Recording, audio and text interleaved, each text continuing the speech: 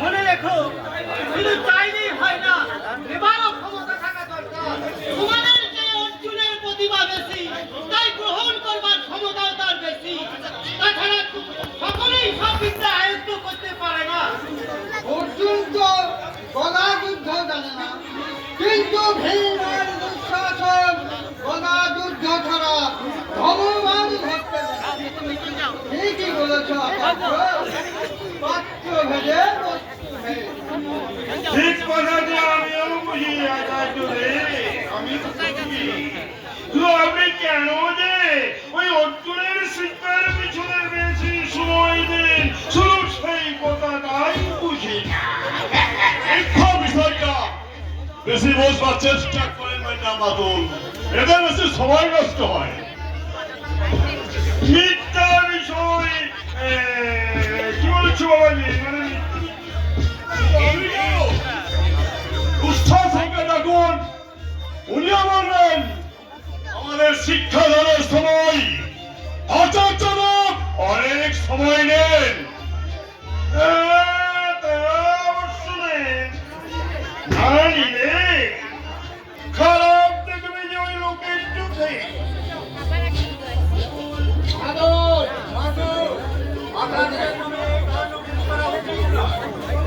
বলবে তো বাবাজি বল যুধিষ্ঠির, তুমি যে কথা বলবে, কারণ অর্জুন যে তোমার মায়ের পেটের ভাই।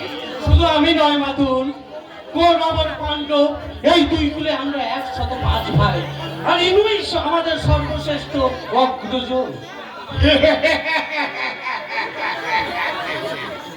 তোমরা 105 ভাই সুখে শান্তিতে সংসার করো, কিন্তু কথা তো আর তোমাদের দিয়ে নয়, মাতুল, কথা হচ্ছে আচার্যদেবকে দিয়ে।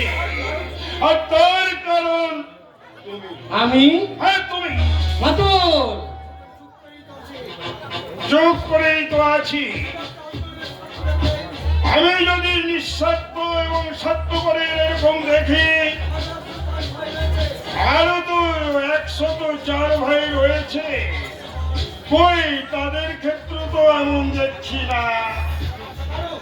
কারণ আচার্যদের তো দয়া করছেন না, কারণ রীতিমতো উনি বেতন নিয়ে শিক্ষা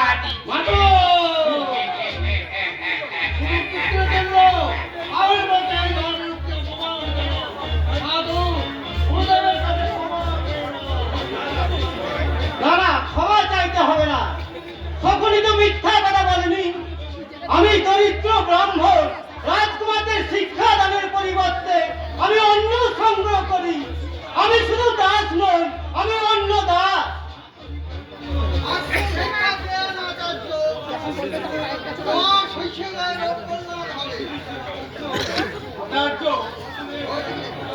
লাফিয়ে হয়ে আমি ক্ষমা চাইছি।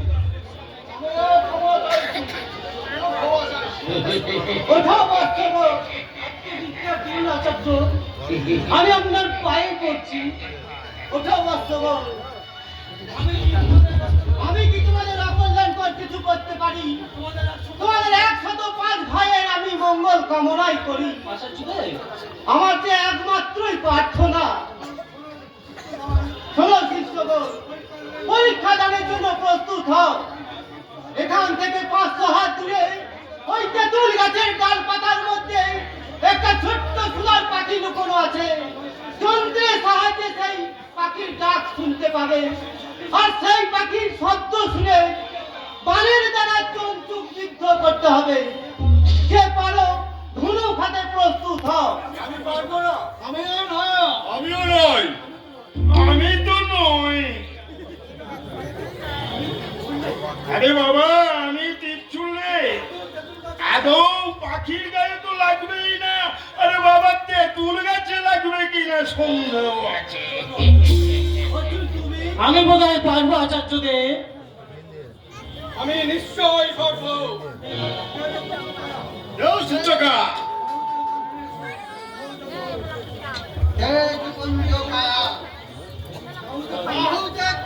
সহযোগ করো। ভার্গব শিষ্য আমি। কার শিষ্য তুমি? বললাম তো ভার্গব শিষ্য আমি। ভগবান বিখ্যাতবীর নররূপী ভগবান ভার্গব শিষ্য আমি। ভাগবত শিষ্য হ্যাঁ মহাত্মান, আপনাকে আমার প্রণাম। প্রণাম জানাই আচার্যদেবকে। আপনার প্রত্যাখ্যানের ফলে আজ আমি ভার্গব শিষ্য হয়েছি। আপনারা আমাকে অনুমতি দিন, আমি মাত্র শব্দ শুনে ওই পক্ষীর আমি জন্তু কি নাম তোমার ভাই? অন্য দেশে ভাষার আমার নাম কর্ণ। তুমি একবার মাত্র ডাক শুনে পাখির তন্তু বিদ্ধ অনায়াসে তাহলে আচার্যদেব অনুমতি দিন।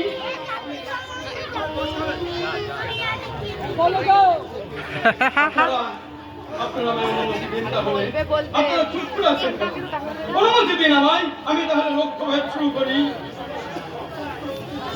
আরে বাবা, শুভস্য শীঘ্র, শুভ কাজ, মানে একদম দেরি করতে নেই। যাও বাবা কর্ণ, তুমি তুমি মানে প্রস্তুত হয়ে যাও। আর জানো, আমি ওই দুর্যোধনের মামা, আমার নাম শকুনি। আজ থেকে আমিও তোমার মাতুর।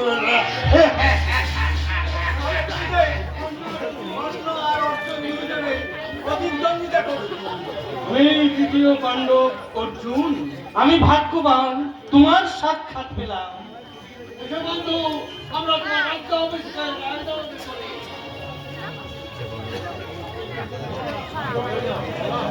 আচ্ছা, কর্ণ এই প্রতিযোগিতায় অংশগ্রহণ করতে পারবে না। এই প্রতিযোগিতায় অংশগ্রহণ করতে হলে ক্ষত্রিয় হতে হয়। এখানের বাধা, শিক্ষাদানে বাধা, পরীক্ষা গ্রহণের বাধা। আচ্ছা বলুন বলুন তো আপনারা, জন্ম তো মানুষের সৃষ্টি নয়, তাহলে কেন বারবার জন্মের পরিচয়ে মনুষ্যত্বের পরিচয় হয়? কেন ক্ষত্রিয়ের পরিচয় গ্রহণ করবার কোনো কি শাস্ত্র বিধান আপনাদের শাস্ত্রে নেই? আছে কর্ণ আছে আছে। তুমি ক্ষত্রিয় না তা শুনলাম, কিন্তু তোমার পবিত্র পরিচয় নীরব কেন? শুনুন যে আমি বলছি, মহারাজ দ্বিতীয় রাষ্ট্র রথের সারথি অধীরথ এই যুবকের পিতা কিছুদিন পূর্বেই আমার কাছে শাস্ত্রবিদ্যা শিখতে এসেছিল, কিন্তু আমি সম্মত হইনি।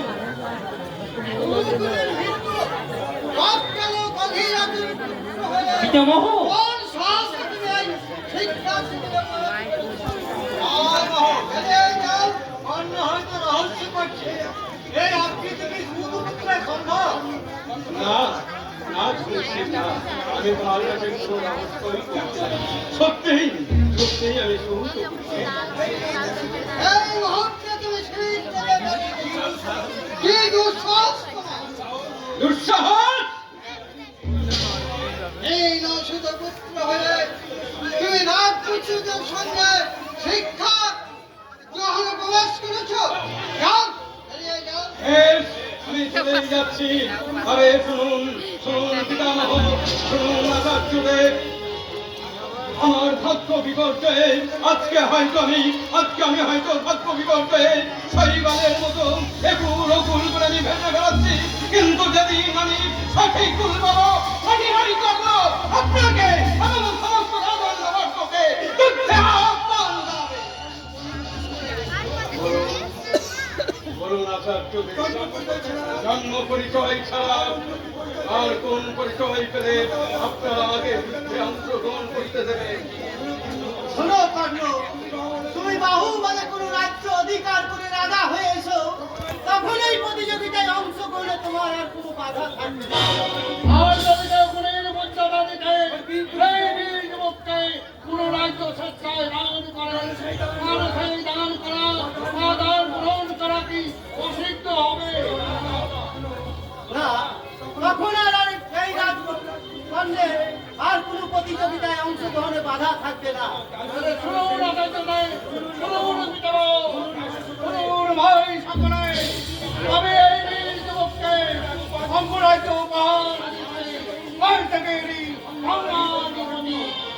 সাধু সাধু সাধু বাবা জীবন দুর্যোধন সাধু তুমি ছিলে বলে আজ গুণীর মর্যাদা হলো, নাহলে বাবাজি পঞ্চপাণ্ডবের মধ্যে তৃতীয় পাণ্ডব অর্জুন প্রস্তুত। এই পুরো পাণ্ডব কুলে ওই অর্জুনই হচ্ছে তোমার একমাত্র প্রতিযোগী।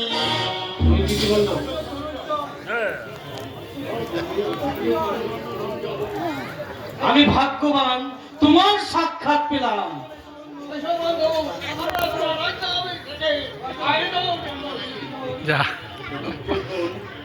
তুমি এত মহৎ, আমি তোমার অপরিচিত সামান্য একটা ধনুর্ধর মাত্র। আমাকে তুমি চেনো নাম জানো নাম, অথচ তুমি আমাকে অঙ্গরাজ্য দান করলে, মিত্র বলে তুমি আমাকে সম্ভাষণ করলে। তাহলে শোনো শোনো দ্রৌপদী, শোনো তুমি কর্ণের প্রতিজ্ঞা। আমার আমি তোমার এই উপকারের প্রতিদান আমি কোনোদিন ভুলব না। প্রতিদানে আমার এই দুই বাহু তোমার জন্য আমি উৎসর্গ করে গেলাম।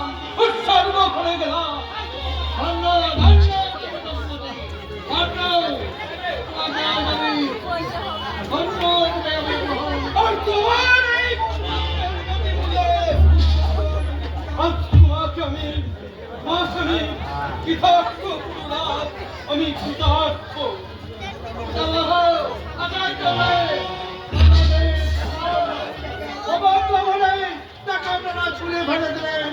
আমি তাকে কুড়িয়ে নিলাম, আপনারা চিনতে পারেননি, কিন্তু আমি চিনেছি ও একটি খাঁটি রত্ন, খাঁটি রত্নই বটে।